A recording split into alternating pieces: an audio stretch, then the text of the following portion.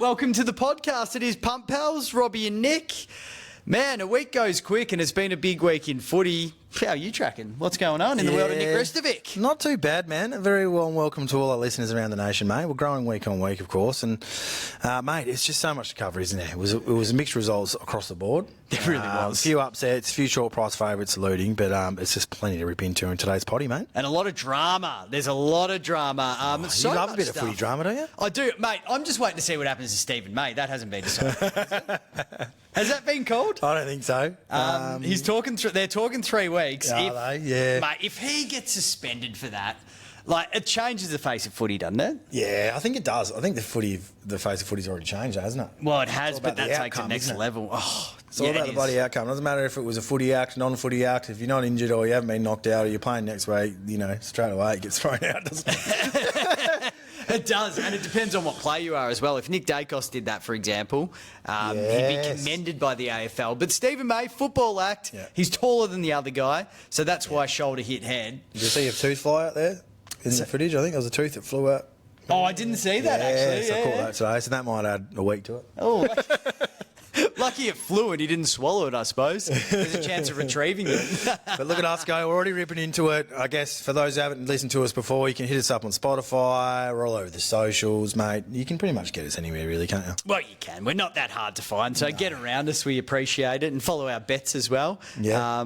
Some are better than the other. Sponsor us. That would be nice, actually. Yes, throw some money our way. That'd be good. Yeah. Mate, let's rip into the highlights and lowlights of the weekend. Yeah. What do you got for us? What have you been doing?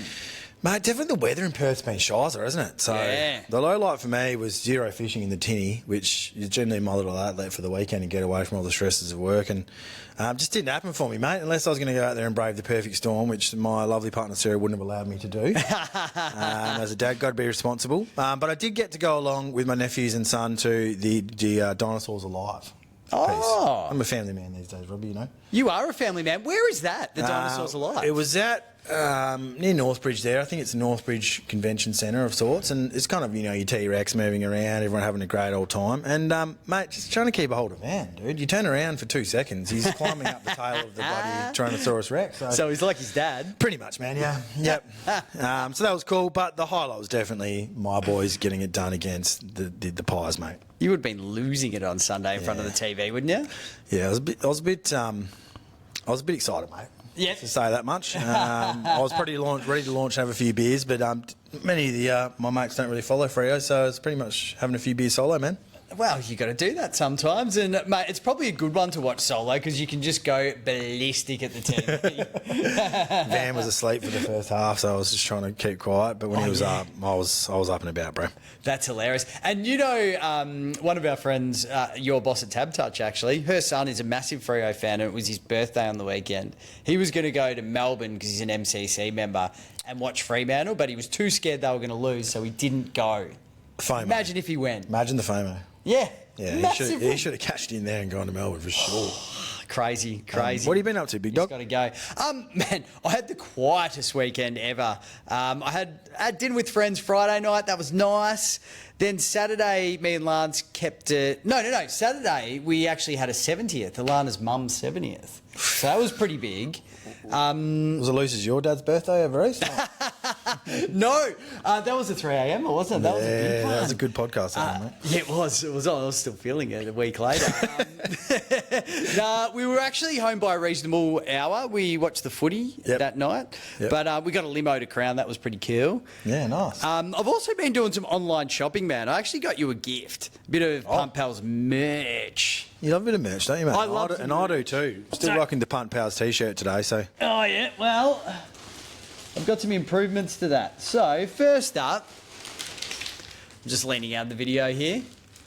What have we got here, mate? You can pull them out. I think there's 2 in there, so there's one each. Well, there might just be one. Oh, the trucker style, mate. Yeah, look at that. It's a bit crushed. That's the only problem. That's pretty mint. The old Punt Pals trucker style hat there. Yeah. Bloody hell.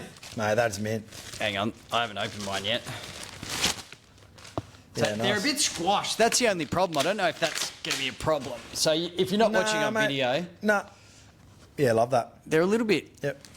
Hopefully they... Bit of Punt Pals action there. That'd be good for the boat, though, mate. I'm sure the boys will be getting around it, mate. I'll be getting requests for mine. Punt Pals merch, mate. Well, we've got something a bit better. Oh, look at this guy. That was the first bit of merch. Now, this was a bit of a risk. Look at this guy. Now, this one was a bit of a risk, but I think you'll appreciate it. So these are my weekend highlights and lowlights. I ordered you an extra merch. large. I'll hold your mic while you open it. This. And do the description as you go. Wow, it's looking like a bit of a sports jersey of sorts, Robbie. Some might say an NFL jersey. Punt Pals on the front here. Punt Pals podcast. Even a bit of personalisation on the back with big Risto. Risto at the back. That's exceptional, Robbie, mate. You've outdone yourself. Thanks, pal. No worries, mate. So we might Cheers, even mate. get... If people like these, we might get more made up. Yeah. That's really nice. My only regret is not getting numbers for us, but when I looked at it, I thought PP, Punt Pals. Yeah, man, 100%. 100%. But we can refine it. Name on the back, so if we have losing bets, people see us rolling around in there. Hey, you're the guy that gave me that AFL SGM that stunk it up on the weekend. Hang on, I'll model mine. Yeah, get yours on, mate. There you go, see? Yeah, that is... like the NFL side. Yeah, it's meant, yep. Yeah, so... Yeah. Just fit your broad shoulders in there, mate, have we? Punt Pals on the shoulders. Oh. They're actually pretty good, eh? So when you have a quiet weekend, you mean just ordering merch? Pretty much. Spending way too much money. You can never have a go at Lana for buying clothes online ever again. Hey, she doesn't listen, so she doesn't know. All right, let's get into the AFL round, mate. The AFL round in review. Lay it on us. You've been doing some work here. What did you see? What did you like? What did you hate? Well, mate, we thought the first game, the Giants, obviously versus your boys, would be a fizzer, and it ended up being one, didn't it, mate? It's an old-fashioned hiding on Thursday night, as we expected. 48-point win to GWS. And your man Stringer bobbed up too, didn't he? Yeah, Stringer did bob up. He kicked 3. I expected him to do well. I actually had money on him to kick 2+, because I just thought, against his old side for the first time, thank you very much. But as an Essendon supporter, believe it or not, I actually wasn't that unhappy. I was genuinely expecting a 100-point flogging. Yep. So 49 points. I thought we played all right for a lot of it. We had... Look, if we could kick straight, it would have been a lot closer. I know that's the sort of thing you say and go, well, duh. But we had 8 behinds from 8 shots from our first 8 shots. Yeah, it's very So it was 0 goals 8. Very, very Essendon, isn't it? It is, man. But even if it was 4-4, you go, okay, there's something here. Bit of scoreboard pressure. Especially when you work so hard as well against a team like GWS to get the ball inside 50. Yeah. And not get the job done. I did hear a story that Stringer's lost 8 kilos. Really? So he's moving across the ground a lot better. That was the first thing they noticed when he arrived there. He'd been eating too many chicken palmies. And so the fitness team got stuck right in him. And he's starting to pay dividends, I think, mate. To your point, he's just coming good, isn't he? Probably suits him to be in Sydney, I reckon. Like, out of the spotlight. He doesn't have news breathing down his neck. If he does misbehave, it goes down under the radar. So, he's going well. So maybe you should move to Sydney there, mate. Avoid the Perth limelight. Might be get away a bit more over there yourself. Yeah, that works. Lions, Dogs. Let's move on to that. Yeah, man. It was a really good game in the end. Obviously, the Lions got the chockies, but the Dogs were in it very late thanks to some inaccuracy from the Lions in front of goal, similar to Essendon. So it's been their Achilles heel all year. They ended up winning by 10 points, the Lions, in the end, and the Dogs had a huge sniff even as midway through that fourth quarter where they sort of piled on, I think, 2 or 3 to be within 10 points. Mate, 12 goals, 14 for the Lions. 12-14. It's not exactly accurate kicking, is it? No, it stings for those AFL same-game multis where you have a player for 2+. Oh! And they kick 1 goal for. Yeah, that's where it hurts. Hurts big time. So it was a good game in the end, mate. Dogs were a lot better than I thought they would be, but the Lions just keep finding a way to win. The old aeroplane came out in Tassie. Jack Ginnivan. Good way to kick us off, mate. Yeah, Guinness had the last laugh, didn't he? He did. I have to admit, I didn't really see this game, but I did see bits and pieces of it, and it looked like schoolyard Saturday morning footy when it's stormy. Like, it was so rainy down there. Crazy. It would have been horrible to play in. Mate, shocking and freezing cold by all accounts. Hawthorn obviously pulled away late down in Tassie. They won by 38 points against the Power. And, again, you could probably argue the Power probably liked it inside a bit wet, a bit sloppy. Whereas if it was dry, Hawthorn would have just killed them with that pace and outside ball. So, in the end, it was actually a pretty decent game despite the margin of 38 points to the Hawks. Mate, Swans Roos, right? I did my tipping, and I don't know how I did it. I've got no idea, but I actually just skipped that game, so I didn't put a tip in. Yep. Being the away team, I got North as the default, and that really pained me because Sydney made pretty good work of him, especially Heaney, right? The Heaney. He had one of the biggest games of all time. How big was it? Oh, what was he, 20 plus and 5? Cheeky 5? Yeah, it's a lazy 5 for Heaney. So but we always talk about how is he going to rack up 20 plus or is he going to kick goals? He can do both. He can Have do him for both. both options the next time, I reckon. I mean, that's the form of last year where we were thinking, geez, this guy's going to win a Brownlow. He never quite got there. Yeah. But he has hit that form again, and he is looking dangerous. It's a pity for the Swans that they're probably not going to make the finals. Mathematically, they're a chance, but... Well, I don't mind the Brownlow tip for you, considering he hasn't had Goulden to compete with for votes for half the year. And they've been losing a lot, which doesn't help his chances. But in their last run, I think, of 4 straight consecutive wins, he's had 20 plus and 2. It's big. So it's going to get you in. It's going to get you in front of the umpires in terms of votes, isn't it, man? Well, if you can get enough 3 voters, but we do see with Brownlow voting this, in this era, it's going high. Like players are streaming out early, so if you're not in the lead early, it's hard. Bloody oath, mate. And then we move into Carlton and the D's, and I said the D's are that shite that Carlton might actually win, and they did. I tipped the Blues as well. Yep, 8-point win to the Blues, man. They're terrible, aren't they? So well done to you, mate. Love that. I said Cozzy 2, kick 5. Is that what happened? Absolutely. He went Cozzy 2 plus at $1.90, I think we were getting at the time, and went out and kicked a bag of 5. Still wasn't enough to get the job done. No, I mean, well, he signed that big contract, so he's obviously happy there, but I wonder if he regrets it. Well, potentially when he sees probably where he could have come in Freo, knock off the price. Yeah, I know. Which we'll get to in a sec. But, mate, probably the most upsetting result on the punt for the weekend and in general for most WA fans was the insipid performance that Wet Toast put up against Richmond. Oh, look, yeah, we'll get into it in a minute. We'll go through the Sandgroper review in a minute, but it was terrible. It was disappointing. It was not what any of us thought. And I tell you what, it just throws any hope you had for West Coast out the window, doesn't it? Can't put him in the barometer at lukewarm, can you, when they serve up that sort of crap? Well, they don't even deserve to be in the freezing, to be honest. Cats and Saints, look, Geelong did it pretty easy in the end, didn't they? I'm not sure that 31 points really reflect. No, mate, no. Nah, kicked away late, didn't they? Did it? Yeah, kicked away late. It was all right. And, mate, we're going to get into your boys in a minute because... Yeah. Oh, my God, what a weekend for the Fremantle Dockers. Yeah, it was big, mate. 1-point win against the arch enemies and, the enemies of most AFL fans, if you're not a Collingwood supporter, and it was a good result. We'll touch on it in a sec. But then probably the weirdest result for me of the whole round, mate, was the Crows pumping the Suns by 61. I know. I didn't think 61. I always thought the Crows would win. I did say to you last week that I don't trust the Suns at all. And I think the Crows are way ahead and, mate, proven. I don't know what happened there. Is it time to declare the Crows legitimate premiership contenders? I don't know. I get sucked into them all the time. I think you have to. They're flat track bullies, aren't they?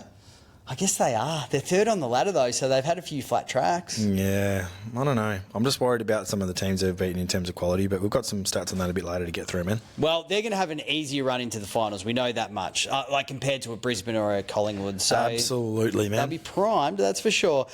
Quickly looking at the bets from last week, I don't really think we need to spend much time, mate, because we did a dual multi for both the Dublin and the WASGM, and really... It just didn't happen.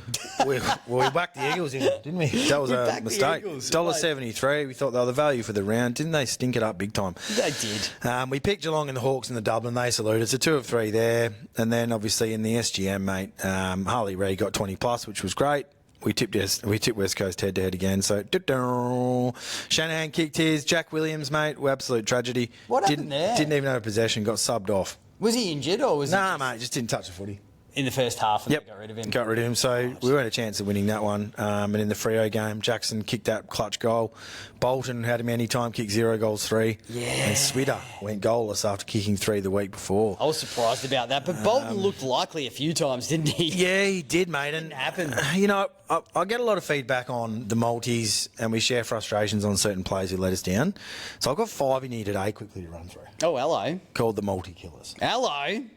Throw it our way. Shea Bolton, 0 goals 3, stunk it up. Tried to kick ridiculous goals from the goal line at tough angles, didn't do the team thing. Switter went goalless and Brayshaw fell on a 25 in the Freo game. Yep. Slow with a 3. Yep. Zerha and Curtis pumped them up big time, of course. They go goalless against Sydney. cost me in my multi big time. I had a 14-legger, I think, missed by those two. Oh, no. North letting us down. Melksham, didn't read the play on Wiedering going to him. He kicked 5, he kicked 4 down his last 3 rounds going into the weekend. Had him for 2 in the game, only kicked 1, man. Ouch. And Hewitt went under 20 in that game as well. So they were the 2 in the D's Carlton game. Newcomb, you said he was in the Don't Trust Us a couple of weeks ago. I got sucked in. 11 posies, man. Went under 20 by a country mile. Very interesting, Newcomb. He's been such a big possession getter. I don't know what's going on with him these last probably 10 weeks. He's just up and down like a yo-yo, bro. 31, 15, 18. There's no mid-20s consistency. So he's not going in again. And then Sam Darcy, last but not least, we thought he'd be the big goal scorer for them. I had him 2+, kicked 1 solo goal. First time he's gone under 2 in about 10 rounds. Is that right? Yeah. 10 rounds. Something stupid like that. But that's always the way, isn't it, man? Well, and he threatened a few weeks ago. Remember he had no goals at 3-quarter time and then he popped up and kicked 4 in the last quarter? And we were like, yes, we had him for 3+. I was waiting for that again, but just didn't eventuate, unfortunately. So they're the ones that kill most multis. And to be honest, they're regular bankers for most punters out there. So, a few will be dirty on them. Massively. Now, let's do the Sandgroper review, mate. And we'll start off with the West Coast Eagles and Richmond. Now, I've got to admit, I only watched the first quarter, I think. And then I flicked it over. It just wasn't looking likely for West Coast. I thought, you know what, I'm going to pack it in here and now. And I'm glad I did, to be honest. Yeah. It just was not a great watch. And they let us down so hard. We thought they were... After the week before, when they played Port, they showed so much grit over there in Adelaide. Mm-hmm. And then that. I mean, that. Yeah. Thoughts? It's hard to put into words, I'll be honest. Obviously did the review again in a similar format to last week, but mate, they had 12 of the first 14 inside 50s, couldn't convert opportunities, and then after that, just looked completely disinterested in running both ways. There was cut-up footage all through the week of West Coast Eagles players just watching opposition players go the other way, running forward, and just not going with them, not having the intent to chase, run, tackle, put pressure on. And in the end, Richmond just got out the back and looked like they were 5 times quicker than the rest of the West Coast players. But it wasn't a pace factor, it was just an intent factor for me. Yeah, I think you might be right there. Well, and I don't know why, though. Well, I think... Were they just tired from the week before? I just think they got their heads down. They piled on a few quick goals, Richmond. The young Richmond players got their heads up and tails up, and suddenly they started playing with confidence and taking on the game. And I think West Coast just couldn't adjust to the game style they were playing, which was through the corridor, overlap handball. It just didn't suit West Coast at all. A bit older, a bit slower in some areas than the Tigers. But to be fair, not many excuses of that Tigers list, man. They're all bloody 20-year-olds. Well, I think Richmond won 5 games this year now, and there's just no way in hell that they should be thinking about coming into any game in 2025 and winning by the 40. Best of 50 points, 49 points or whatever it was. Like, it just shouldn't happen, and it is an indictment on West Coast, so it's very disappointing, mate. No, it's not ideal whatsoever, my friend. But on the flip side, your boys, the Dockers, I mean, how exciting was that? You must have been yelling the roof down on Sunday, watching it by yourself with a couple of beers. Yeah, it was, mate. I was. I think probably early on I thought we were in a bit of trouble. Yeah. Collingwood were just consistently keeping inside 50. Their inside 50 tackling was almost an AFL record for the first half of all time. Really? I didn't know that. So Schultz, these types, their tackling was fierce. We just could not get it out of there. And I thought, well, how long until the floodgates break and they start kicking goals? The class players there. I then got extremely frustrated with the umpiring. And I've got the full reviews for each of these games here, which if we get time, I'll run through. This week, by the way? 100%. Oh, yes. And then I thought, we've seen Collingwood, the comeback kings. They've piled on a 20-point lead here. This is a bit weird. We've kind of had to go from playing this conservative, slow footy where we wanted to retain possession to having to play to win, and suddenly we look like $1 million side. Yeah, they loved that edge, didn't they? Where you got to have something at stake. We did the Collingwood style of footy and chased down a 23 or 24 point lead to the Pies at 3/4 time and ran over the top of them, which is more impressive than anything. Yeah, well, and in that last quarter, last couple of minutes, Bolton had a shot in front. He missed it, and I thought, Collingwood live for this situation. They're going to run over the top of you, but they didn't. 2 minutes left in the game, and you managed to hold. It was really impressive from the Dockers. It was. It's almost like Collingwood threw everything at it. They had repeated inside 50s. They had just done everything to try and break the likes of Luke Ryan and the back line for Freo. They just held up. Clark was amazing again. His rebound off half-back. Isn't he great? And then we just thought, well, we've taken all those shots. Let's play with some tear and try and take this game on and win. And somehow we managed to win at the MCG. and overcome a deficit, I said, of 4 goals at three-quarter time, which I just never would have picked. No, it was brilliant and very well done. You must be stoked. Big Paddy Voss, what a ledge. Now, mate. We could talk about this all day, but I want to hear your poems. I want to hear your work from this week. We'll go Freo versus Pies. I think we'll skip over the West Coast game. Oh, you're just going to get rid of it? Well, I just don't know if I really want to touch on it too much. Reflecting on it, it's pretty much just a poem about Richmond and their performance, really. So we'll leave it out. We'll go straight to Freo versus Pies, all right? We almost need you to start bringing your guitar in or something, man. Well, I was going to write a bit of a verse this week and get some acoustic strumming in the background, but just ran out of time, mate. All right, we'll rip in, shall we? All right, 3, 2, 1, drum roll. Nick Restovic, Banjo Patterson himself. We need like a sound effect. The Pies at the MCG. For the Dockers, there was no bigger task. The youngest versus the oldest list. The experience gap was stark. Freo coming off a gritty win against the Hawks. The Pies off a loss. Then stepped in the Prancing Pony. A career-high 6 big ones to Patrick Voss. PP, Prancing Pony, by the way. Yeah. We'll trademark that. Many expect the Dockers to flop in prime time on the big stage. Not many expected what ensued. The Dockers came of age. For just the second time in 18 years, the Dockers beat the Pies at the G. To beat the Pies is one thing, but the biased umpiring was plain to see. A 50-metre penalty and a goal for pointing at the replay screen. What has our game become? A controversial in the back decision to Elliott gifting a goal. With the umpires, I was done. After trailing at the last break, you knew the Pies would come home strong. But it was the Dockers who rallied this time, led by Big Dogger Jackson and Sarong. Oh, yeah. The Dockers hit the scoreboard late, and then Tracy put himself in the hole. 2 errant knees from Darcy Moore and Tracy. Frustration took its toll. The Dockers secured the 4 points and now move a game clear inside the 8. We took a leaf out of the Pies book and left our run till late. I didn't see the Dockers winning this one when I completed my ladder predictor. But to break a 6-year hoodoo at the G, well, that was the ultimate bloody lifter. Hey, magnificent. Thanks, mate. And the crowd cheers. Yeah. The crowd cheers. Yeah. Mate, that is unbelievable. Well played. Thanks, mate. Just refining the formula each week.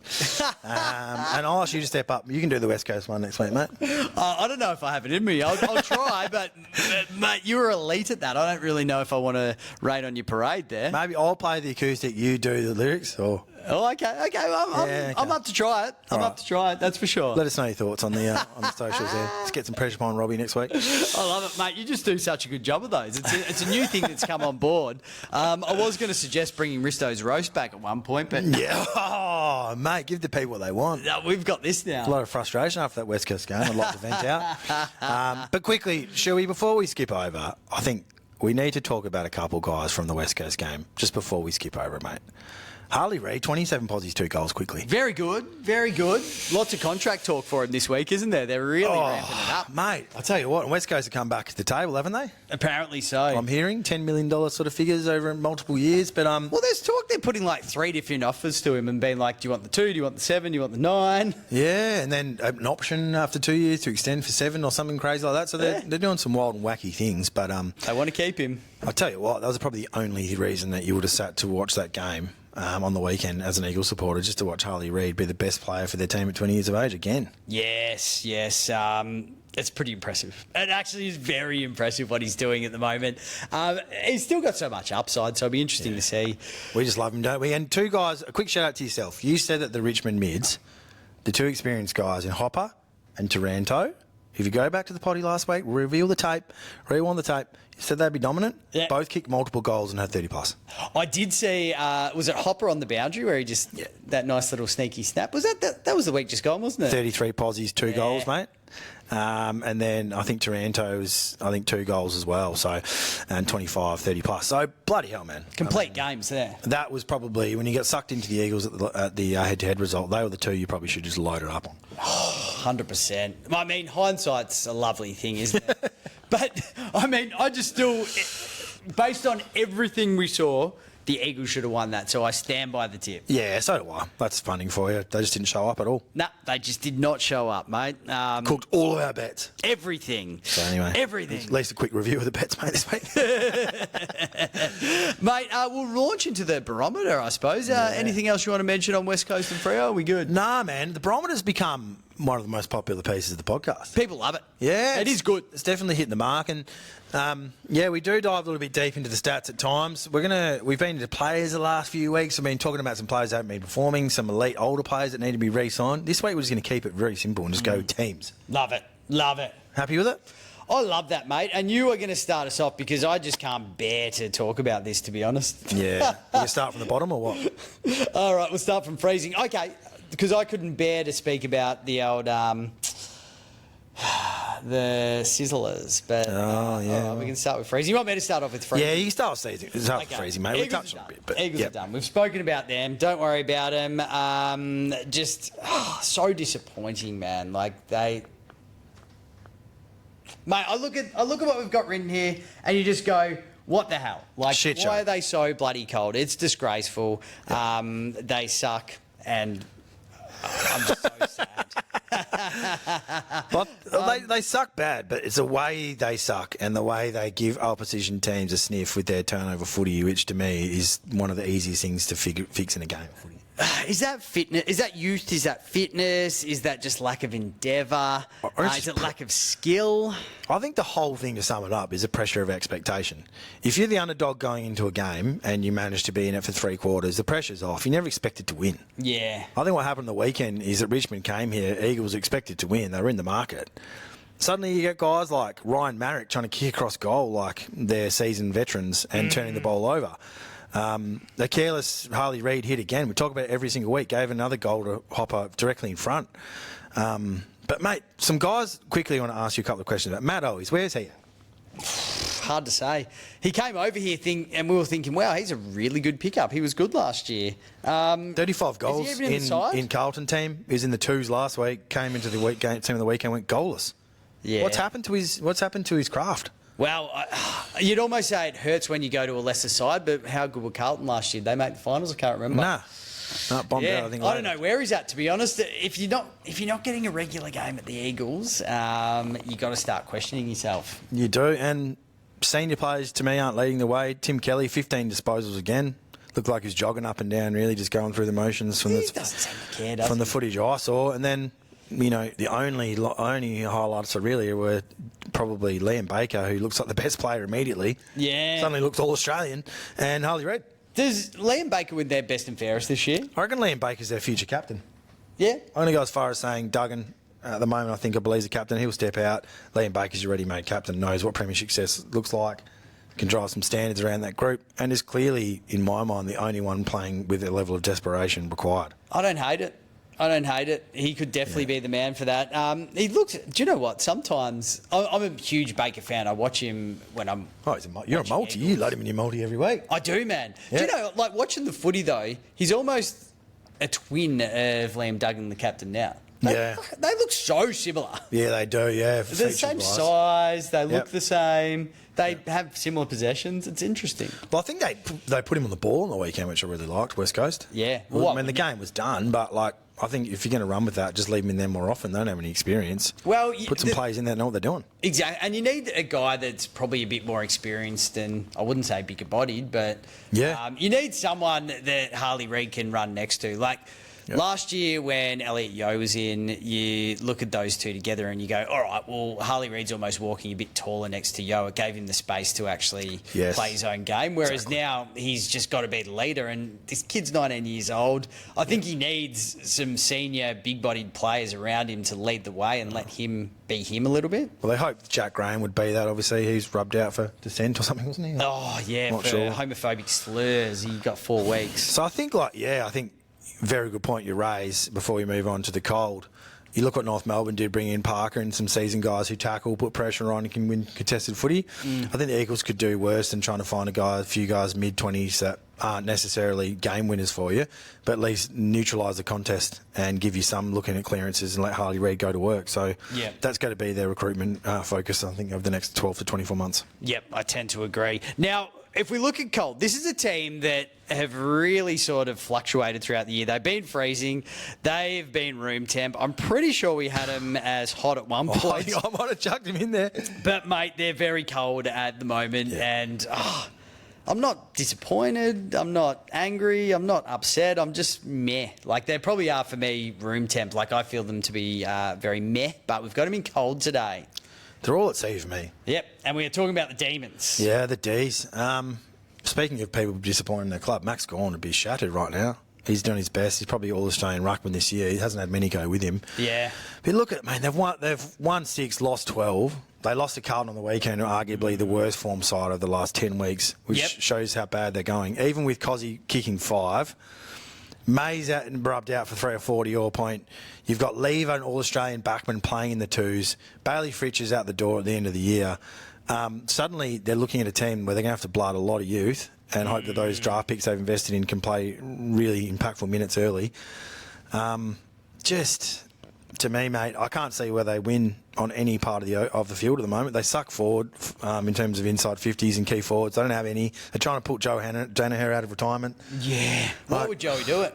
Yeah, even he played for Essendon for a long time before he went and found success at Brisbane. Why are you going to Melbourne if you're going to come back? You have to pay me a couple of million to go there. Yeah. I can't see where they win games very often. And probably the most disappointing aspect is they had a debutant in Moya for Carlton.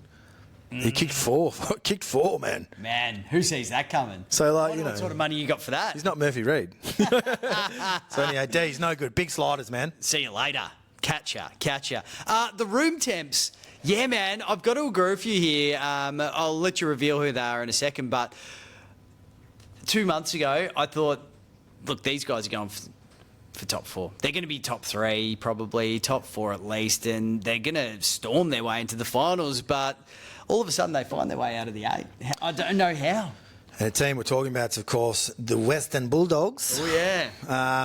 One of the best lists in the league, surely. Well, I think so. Stars on every line. I think so too. But are they slightly overrated because of the teams they've played? They've only won 1 of 8 games against current top 8 teams. Well, that's a fair question. So I think they look like flat track bullies when they're playing teams who are lesser quality and they can really get on top of you. But they struggle defensively. They need to pile on big scores in order to win games, and they have done that all year. Mm-hmm. But when Darcy doesn't fire and pile on the goals like they did in the weekend, they just struggle for avenues to goal. Yep. And I think defensively they can be exposed quite heavily at the moment, and they were again on the weekend. It's an interesting one. With their forward line, I mean, if Jamari Ugle-Hagan was in there as well, you just don't know what they could be. Like, would they almost be too stacked with forwards? But too tall. I don't know. Norton should be taking the lead. Like, Sam Darcy, best under-21 player in the league, let's be honest. Yep.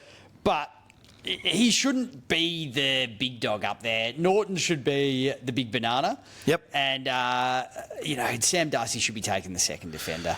I think so. Every time. And it's not really happening. Like, Sam Darcy just is the main man down there. And I don't think that helps their forward line. No, and I think Norton, when he has got the second defender behind Darcy in the last few weeks, he's actually got off the chain kick 4 or 5. So, like, they've got Riley West. He bobbed up, kicked 4 on the weekend, made me look like an idiot when I put him in the don't trusters, as usual. But that's why he's a don't truster. Like, he typified don't trusters. But I think, what have they got? O'Donnell. They even brought back Liam Jones on the weekend. Yeah, who's a gun, by the way. But they didn't play him the week before against Adelaide, who had 3 key forwards that they needed coverage for. Yeah. So I think defensively, that's their issue. Yeah. They've got some reasonable run off half back. They got Fraser. They got Johannesson. But yeah, their key backs, they need reinforcements ASAP to help Rory Lobb, who's literally carrying the entire key defensive post at the moment. You're not wrong. And any team with the Bond should be in the top 8, surely, at least, if not top 4.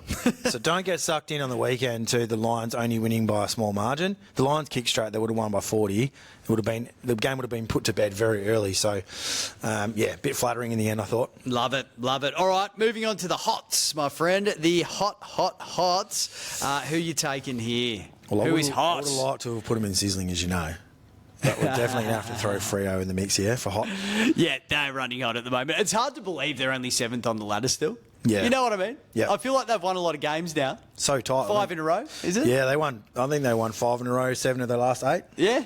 So, they've really heated up. And competing quality opposition, which we'll talk about in a sec, the Hawks and the Pies, 2 no easy beats, particularly the Pies in Melbourne, as we touched on earlier.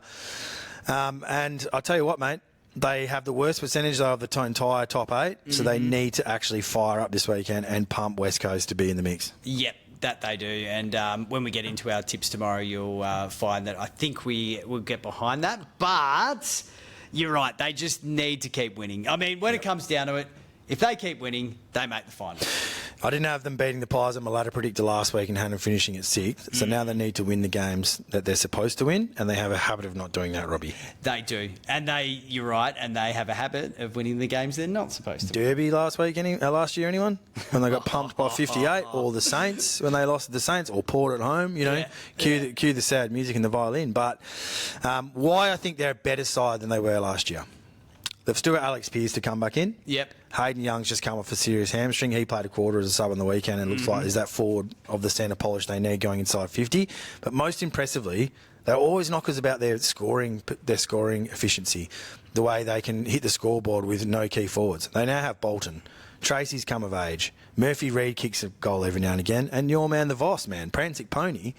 You've got 5 avenues to goal now. I think that we only had 2 or 3 last year. And Walters at the back end of his career. Suddenly, we can not only defend very well, which we showed on the weekend, but we've now got multiple players that can get off the chain. You send the third key defender to Patrick Voss, he'll kick 5 on you like he did on the weekend. Yep. Tracy wasn't even in the game. And 2 years ago, that was the big knock on Freo. We weren't sure where the goals were going to come from when Lobb left, to be honest. And we're like, who's going to play forward? Amos Exactly. was young. Tracy was really not there. Taberner.